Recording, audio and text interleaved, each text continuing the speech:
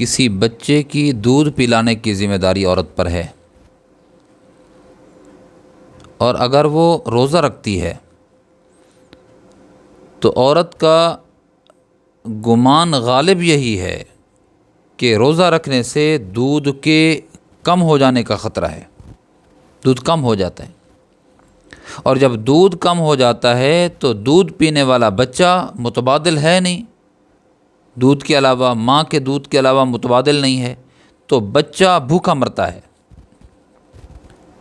بچے کو نقصان پہنچتا ہے اگر روزہ دار عورت دودھ پلاتی ہے اور دودھ کم ہو جانے کی وجہ سے بچہ بھوکا ہو جاتا ہے، بھوکا رہ جاتا ہے، تو اس حالت کے اندر عورت پر جائز ہے کہ وہ روزے چھوڑ دے، اور پھر جب بچہ اس قابل ہو جائے کہ دودھ کم ہو، اس کا گزارا ہو سکتا ہے یا دودھ چھوڑ دے، تب یہ عورت قضا رکھے روزوں کی، یہ اس کے لیے جائز ہے۔ اور اگر اس عورت کے علاوہ اس بچے کا متبادل موجود ہے، دوسری عورت سے دودھ پلانا، یا یہ ہے کہ بکری وغیرہ کا دودھ پلانا، متبادل کوئی چیز موجود ہے، تو پھر عورت پر، اور بچہ وہ پی بھی سکتا ہے، اس کے صحت کے لیے رکاوٹ بھی نہیں اور مسئلہ بھی نہیں ہے، تو انتظام دوسرا ہو سکتا ہے، تو پھر عورت کو کہا جائے گا تو لازماً روزے چھوڑنے نہیں ہیں، روزے رکھنے ہیں، رمضان مبارک کے روزے رکھنے ہیں تو نے۔ متبادل انتظام اگر ہو سکتا ہے، اور اگر متبادل انتظام بھی نہیں ہو سکتا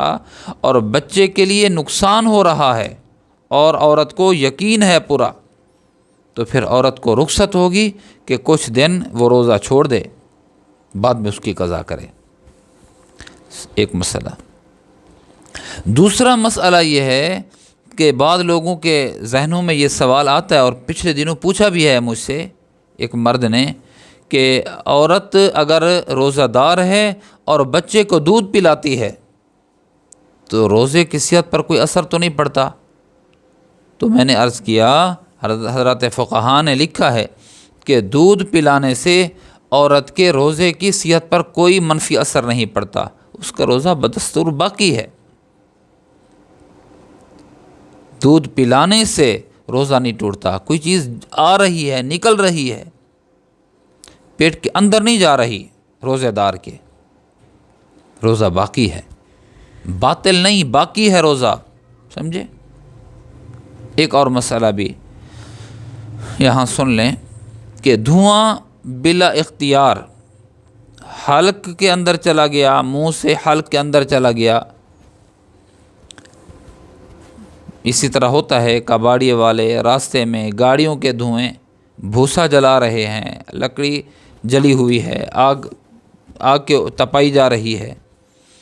تو اگر دھواں بے اختیار انسان کے منہ کے اندر چلا جائے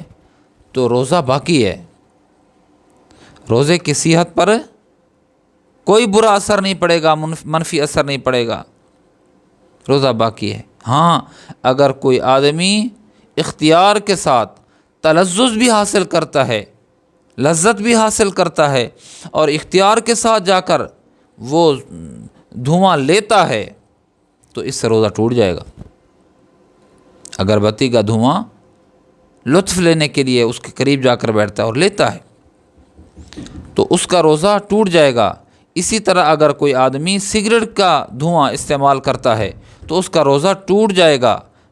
کیونکہ یہ اختیار کے اندر تھا، اختیار کے طور پر یہ بندہ دھواں حاصل کر رہا ہے اور لذت حاصل کر رہا ہے، تو یہ ذہن میں رہے میرے دوستو۔ اور تیسرا ایک مسئلہ بھی عرض کرنا ہے، چوتھا مسئلہ وہ یہ ہے کہ اگر صبح صادق کے بعد ایسے ہوتا ہے، روزہ جو ہی سحری کی اس کے بعد کچھ وقت تک ڈکار آتے رہتے ہیں، ساتھ پانی بھی آتا ہے، تو اس سے بھی روزہ بدستور باقی رہے گا، روزے کی صحت پر منفی اثر نہیں پڑے گا۔ اللہ مجھے آپ کو دین کے صحیح سمجھ نصیب فرمائے اور دینی احکامات پہ عمل کرنے کی توفیق نصیب فرمائے۔ وآخر دعوانا الحمدللہ رب العالمین۔